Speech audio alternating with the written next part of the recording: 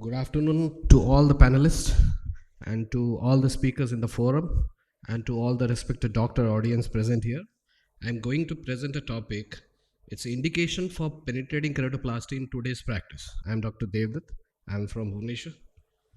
My topic is like discussing a thing where a grand old master is still coping up with the pace of the recent generation and is a guide for the future intervention and is a savior in the time of crisis. Penetrating keratoplasty ranks among the oldest of the successful keratoplasty procedures. Zim performed the first successful corneal transplantation in 1905. Literature reported indications for PK significantly vary between the global regions and over time. To be noted here is, although the number of performed PK procedures is decreasing because the newer lamellar transplantation methods have been developed, but PK is still an important and necessary surgical procedure, particularly when newer surgical methods are not proving to be reasonable or they fail to achieve the purpose.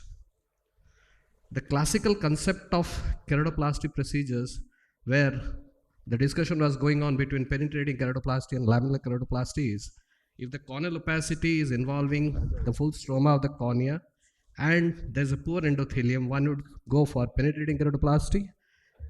And if the stroma is involvement with a good endothelium, then one is going for lamellar procedures. Again, the classical concepts were there, where only corneal edema and scarring was there with a poor endothelium. People were going for penetrating keratoplasty, and on the other side, when the corneal edema was only present but with a poor endothelium, people were preferring to go for endothelial keratoplasty. Surgery per se, this is a very short video. This is ring has been put. The cornea is being cut with adequate marking. This is actually a triple procedure, but I'm showing it is a penetrating keratoplasty procedure also. You can see the graft is being put. The sutures are being put, and inside there is an IOL with in the bag placement. As per literature, the most common indications for PK were keratitis and corneal scarring in Asian subcontinent. Keratoconus was more common in Europe, Africa, Middle East, Australia, New Zealand, Central and South America, and bullous keratopathy was there in North America. Classifying the indications, still today, the indications can be classified into three groups: optical, therapeutic, and tectonic. In optical, as everybody knows, keratoconus has been now a party between DALK and penetrating keratoplasty, but when the cornea is too much thinned out, like cases of acute corneal hydrops, PK is the option of choice. And corneal degenerations like severe pellucid marginal degeneration with inverted bell sign is an indication for penetrating keratoplasty. And for the corneal refractive surgeons, progressive post-LASIK keratectasia is an indication for going a full thickness keratoplasty. This is automatically a choice. Full thickness corneal scarring post corneal tear repair in whichever age group is a choice for going for a penetrating keratoplasty. Full thickness corneal scarring after infectious keratitis, there's a discussion between DALK and PK, but I've seen in conferences and my seniors that they're happy with penetrating keratoplasty. This is another controversial, the corneal dystrophies like macular and lattice. This also swings between DALK and penetrating keratoplasty, but the options are individualized. This indication, full thickness congenital corneal opacities involving in Peters anomaly, sclerocornea, CHED, and corneal dermoid.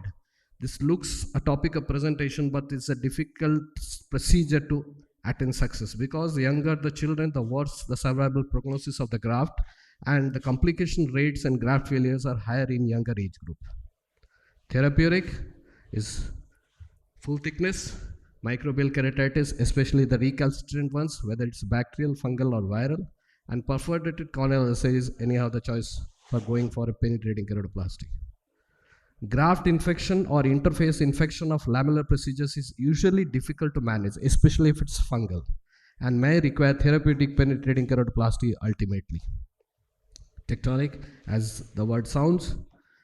It's the non-infectious full thickness ulcerative keratitis like the PUK, which has its both infective and immunogenic, is an indication. Whether you can go also penetrating keratoplasty, you can do DALK also, but the problem is here the survival of the graft is very difficult, and it becomes very difficult to survive the eye. This is anterior corneal staphyloma is another indication for going for a PK. Corneal melting post Lyme injury. This is also a survival procedure. It's very difficult to manage because saving the globe and saving the cornea is a very cumbersome procedure. Like others, where we go for a regrafting of a failed or a rejected graft previously done for a penetrating keratoplasty. And indications here is intraoperative big descent membrane tear in dark. I have seen my seniors in conference also and in live surgeries also. If a DALK goes for a big perforation, usually it's converted. But here I went to literature where it's written Sugoto and Kondo reported this complication in 39.2% of their cases, but none required conversion to PK. This I would like to discuss with my seniors. But till date, with all the immunological medications and the drops available, endothelial graft rejection in PK is still highly relevant, especially in the high risk settings. In comparison to all the procedures, intraoperative and postoperative complications are higher in penetrating keratoplasty, and recovery and rehabilitation time is still longer as compared to other procedures. Thank you. Thank you.